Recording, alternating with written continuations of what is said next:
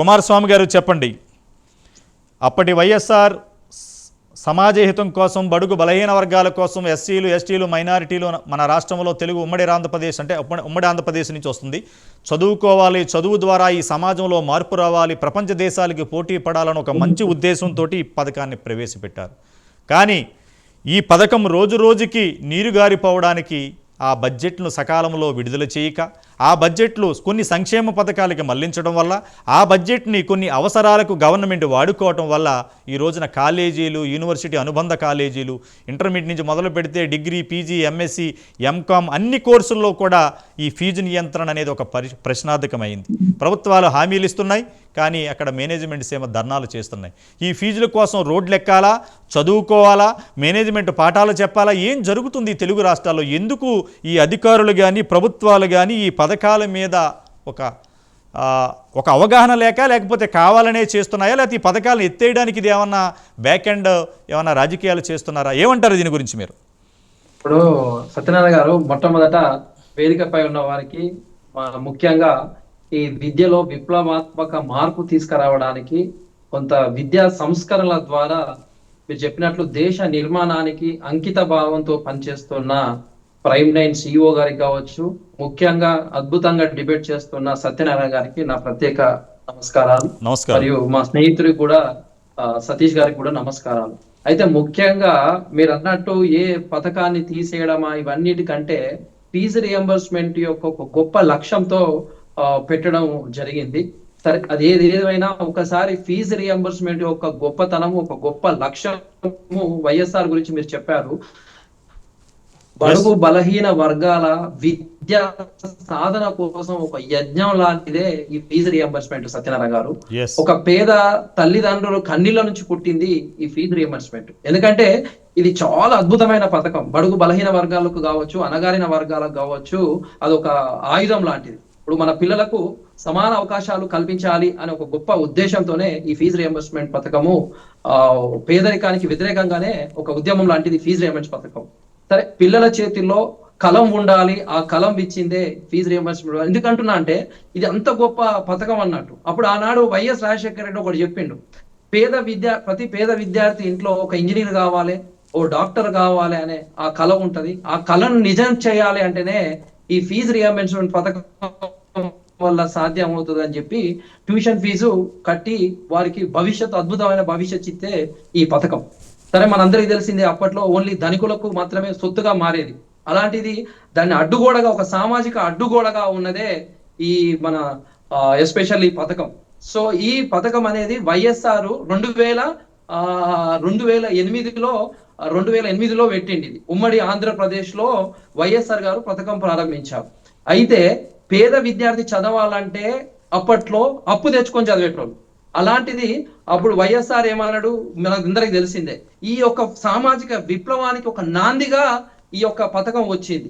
So ఈ పథకం ద్వారా మన ఈ ట్యూషన్ ఫీజు కట్టేటోళ్ళు గ్రామీణ ప్రాంతాల నుంచి కొన్ని వేల మంది ఇంజనీరింగ్లు, మెడికల్ కాలేజీలు అడుగు పెట్టారంటే ఈ పథకమే. It is also called as ఒక సోషల్ ఇన్వెస్ట్మెంట్ గా దీన్ని అందరూ పరిగణించవలసిన సందర్భాలు. కొన్ని వేలాది కుటుంబాలు అప్పులు బారి పడకుండా తమ పిల్లలకు అద్భుతమైన భవిష్యత్తు ఇచ్చింది. అయితే దీనివల్ల మరి లబ్ధిదారులు ఎవరికి జరిగింది అంటే నిజంగా కొన్ని 50 లక్షలకు పైబడి విద్యార్థులు ఫీజు రియంబర్స్మెంట్ ద్వారా లబ్ధి పొందారు. కొన్ని వేల కోట్ల రూపాయలు ప్రభుత్వం ఆనాటి నుంచి సరే ఇప్పటి వరకు పెట్టుబడులు పెడుతూనే ఉన్నారు. కొన్ని వేల కోట్లు పెట్టారు. ఎంతో మంది ఇంజనీర్లు, ఎంతో మంది వైద్యుల రూపంలో తిరిగి ఈ దేశానికి, మన రాష్ట్రానికి కూడా అందించింది. ముఖ్యంగా ఎస్సీ, ఎస్టీ, బీసీ, మైనారిటీ జీవితాలలో వెలుగులు నింపింది అనేది అక్షర సత్యం. మనందరికీ తెలిసిందే, గ్రామీణ స్థాయిలో ఒక మహిళలు చదువుకు రావాలి అంటే అప్పుడు గణనీయంగా పెరిగింది కూడా ఈ పథకం ద్వారానే. అయితే మరి ఇది ఎందుకు నేడు సమస్యలో పడింది అనేది ప్రధాన చర్చ చూసుకుంటే, దురదృష్టవశాత్తు ఏంటంటే ఈ పథకం కొంతగా మెల్లగా స్లోగా కొంత బకాయిలు పెరిగినాయి. కాలేజీ ఈ బకాయిలు చెల్లించకపోవడం ద్వారా విద్యార్థులను కూడా కొంత వేధిస్తా ఉన్నారు. ఫీజులు ఆలస్యంగా చెల్లించడంతో పాటు కొంత విద్యార్థుల భవిష్యత్తు కూడా పెను ప్రమాదంలో పడే అవకాశం ఉంటది. అయితే ఈ బడ్జెట్ కేటాయింపులు కొంత తగ్గించి అది అంతేకాకుండా ఈ మేనేజ్మెంట్ కాలేజీలు దుర్వినియోగం అనేది కూడా చాలా పెరిగిపోయింది. సో దానివల్ల ఈ పథకం కొంత బలహీనపరచడము, ముఖ్యంగా ఈ కాలేజీలు ఏం చేస్తారంటే సత్యనారాయణ గారు ఈ నకిలీ అడ్మిషన్ తీసుకుంటారు, ఈ ఫేక్ సర్టిఫికేట్లు తీసుకుంటారు. వాళ్ళు ఉద్యోగులు ఉన్నా కూడా ఫేక్ సర్టిఫికేట్లు తీసుకొని క్లెయిమ్ చేసుకోవడము, ఇలాంటి అన్ని ద్వారా కొంత దాని యొక్క డైల్యూషన్ జరుగుతూ ఉంది. సో ముఖ్యంగా అధికారుల పర్యవేక్షణ అనేది కూడా కొంత లేకపోవడం ద్వారా సమయానికి నిధులు విడుదల చేయలేకపోవడం మరియు కాలేజీల విద్యార్థులపై ఒత్తిడి పెరిగింది అనేది మాత్రం అక్షర సత్యం. సో అమలులో పారదర్శకత ఎంతవరకు ఉన్నది అనేది ఒకసారి అనాలసిస్ చేయాల్సిన సందర్భం. మరి బిల్లులు ఏ విధంగా క్లియరెన్స్ అవుతున్నాయి, అప్రూవల్ ప్రక్రియలో అధికారుల నిర్లక్ష్యము మరి అవినీతి ఏ విధంగా ఉన్నది అనేది కూడా ఇంపార్టెంట్. ఈ ప్రైవేట్ కాలేజీలు కూడా దీన్ని ఏ విధంగా దుర్వినియోగం చేస్తా ఉంది, మరి నకిలీ బిల్లులు చూపించి ప్రభుత్వాన్ని ఏ విధంగా మోసాలు చేస్తున్నాయి, మరి దీన్ని ఆలస్యం రావడం వెనుక ఖచ్చితంగా పేద విద్యార్థులు చదువు మధ్యలో ఆపేస్తున్నారు కూడా ఘటనలు చాలా చోటు చేసుకుంటున్నాయి. సో అందుకే నేను ఏమంటున్నా, ఎలిజిబిలిటీ, దాని ఫీజు, ఆ పరిమాణము, కోర్సు యొక్క ప్రాతిపదికతో ఏ విధంగా ఉండాలి, ఏకరీతి విధానం ఎట్లా ఉండాలి, సింగిల్ విండో ప్లాట్ఫామ్ తీసుకురావాలి. మెయిన్ ప్రధాన కారణం ఏంటంటే సత్యనారాయణ సోషల్ జస్టిస్ ఉద్దేశం అనేది ఇది పథకం అటు ఇటు అయితే దెబ్బతినే అవకాశాలు ఎక్కువ ఉంటాయి.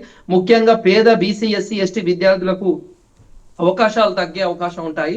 సో ఈ కాలేజీ ఫీజులు నియంత్రణ మీరు గత ఆల్మోస్ట్ నెలలుగా మనం ఫైట్ చేస్తూనే ఉన్నాం. ఈ ఫీజుల నియంత్రణ లేకపోవడం కూడా రియంబర్స్మెంట్ కవరేజ్ అనేది తక్కువ అవుతుంది. అయితే ముఖ్యంగా నేను దీనికి ప్రభుత్వానికి కావచ్చు, ఈరోజు కొన్ని మార్గదర్శకాలు కావచ్చు, కొన్ని పరిష్కారాలు చెప్పేది ఏంటంటే, మీరు అన్నట్టు ఇంతకుముందు విద్యా సంస్కరణలు అవసరము. ఈ మేనేజ్మెంట్ కాలేజీలు ఏదైతే దుర్వినియోగాన్ని ఆపడానికి పారదర్శక మానిటరింగ్ సిస్టమ్ మనం ఇంప్లిమెంట్ చేయాల్సిన అవసరం ఉంది. అంతేకాకుండా ఈ విద్యార్థులు చెప్పండి విద్యార్థులు తమ ఫీజు స్థితి తెలుసుకునేందుకు ఒక ప్రత్యేక పోర్టల్ కానీ ఒక మొబైల్ యాప్ లాంటిది డిజైన్ చేయాలి. ముఖ్యంగా ఈ రాష్ట్రంలో ఉన్న అన్ని శాఖలు ఒకే పోర్టల్ ద్వారా పనిచేయడం ద్వారా కొంత డేటా సమన్వయంగా కీలకంగా మారడానికి ఉంటది. అయితే అవసరమైతే విద్యార్థి ఆధార్ లింక్ కావచ్చు, బయోమెట్రిక్ పెడుతూ కొంత దాన్ని స్ట్రీమ్ లైన్ చేయాలి. ఫీజు నేరుగా విద్యార్థి యొక్క ఖాతాలో జమ చేసే ప్రక్రియ కూడా మొదలు పెట్టాలి. ఈ నకిలీ కాలేజీలను మాత్రం వెంటనే యుద్ధ ప్రాతిపదికన రద్దు చేయాలి. ప్రతి